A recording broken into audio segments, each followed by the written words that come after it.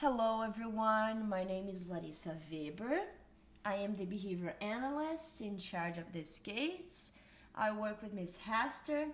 Unfortunately, she was unable to be here today, but don't worry, I'll keep her posted on everything we discuss throughout this meeting. Miss Swan, it is a pleasure to see you today. How are you doing? How is work? Well, busy is certainly good. How about you, Miss Phelps? How is your husband? How are the kids? Are they enjoying the cold weather? Of course they are. And Mr. Johnson and Miss Parrish, thank you so much for taking the time and joining us today. I am certain that you two will be a great addition to our team.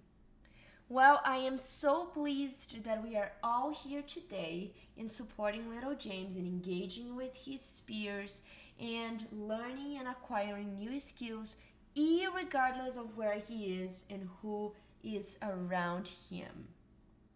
Well, so first things first, James is 5-year-old kiddo. He's high functioning. He loves coming to school and he loves playing with his peers. He loves dinosaurs and math. Is that right? Well, I bet he knows everything about the dinosaurs for sure. But sometimes throughout the day, he will engage in problem behavior. That is the vocal stereotypy. Is that right, Miss Swan? So from what you're saying, regardless of what activity he is engaged in, if it's playing with his peers or working at the table, he will engage in non-contextual, non-functional speech such as babbling, singing. I see, and that's really disruptive for himself and for his peers.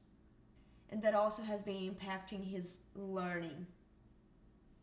I see, and besides impacting his learning, has also impacted his interaction with his peers. Thank you, Ms. Swan. What about at home, Ms. Phelps? Does he engage in this type of behavior whenever he's around you, your husband, the neighbors, the siblings? Yes, and that's really disruptive.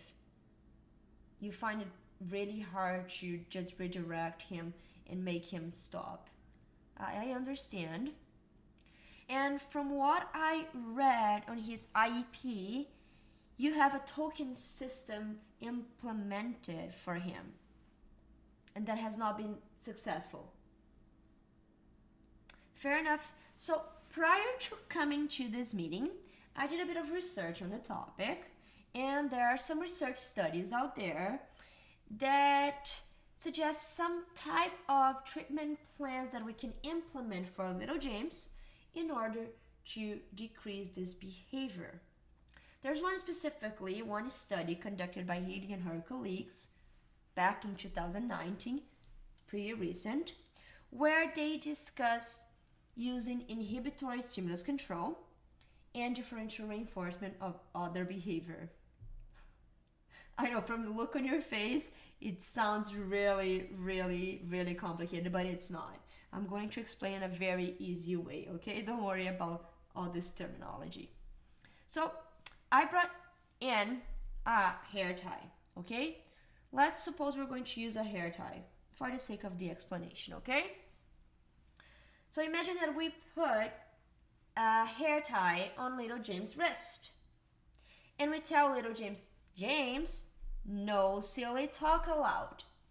Along with that, we are going to reward little James whenever he does not engage in the problem behavior.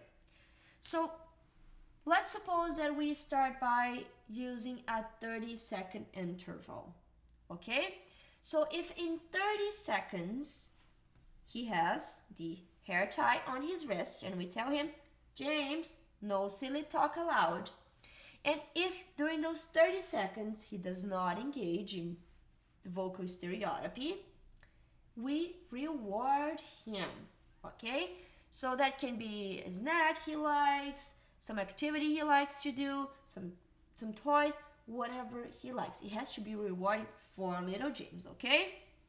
So We're going to collect data on that, and hopefully we're going to see a decrease in the occurrences of the vocal stereotypy.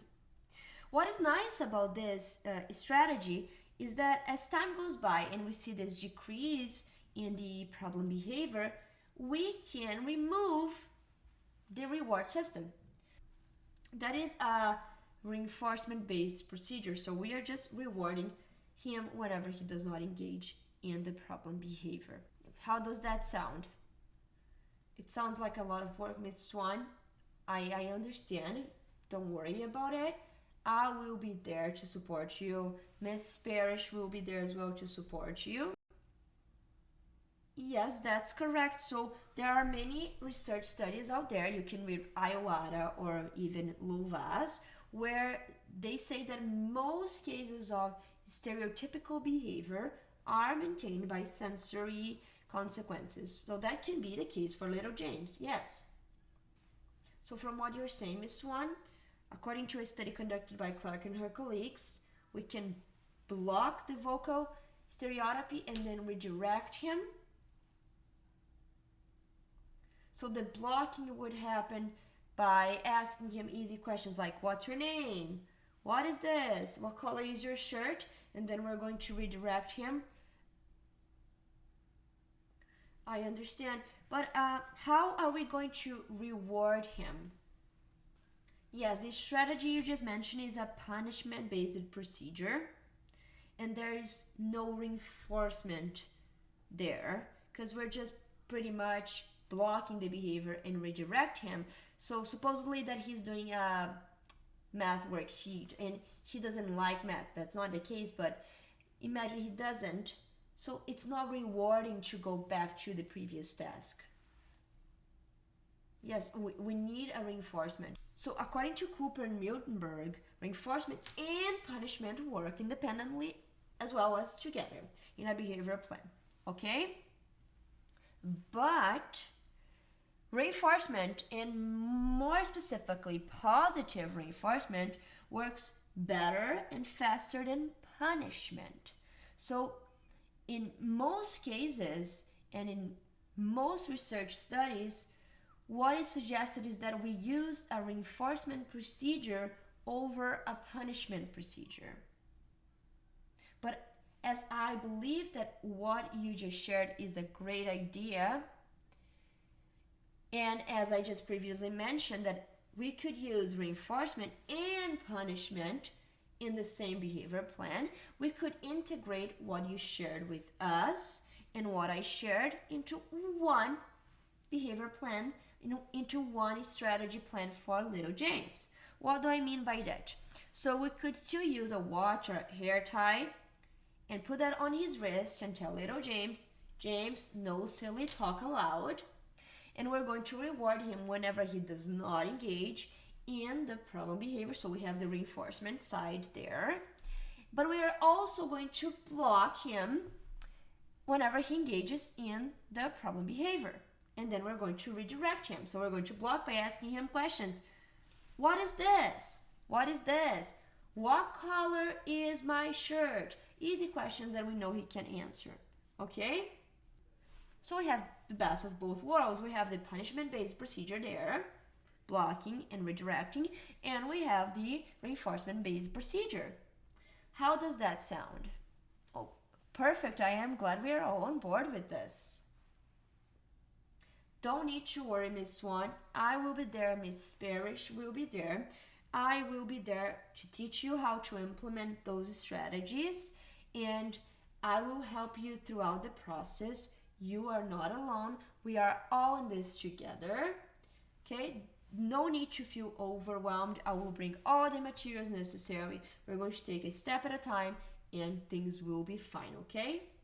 Thank you so much for being here today. Not for me, but for little James, in supporting him in learning and acquiring new skills and interacting with his peers. Hopefully, once this strategy is implemented, we're going to see a decrease in the problem behavior and we're going to see little James interacting with his peers, learning new skills, developing as a kid. I hope you all have a great rest of your day, and once again, thank you so much for coming.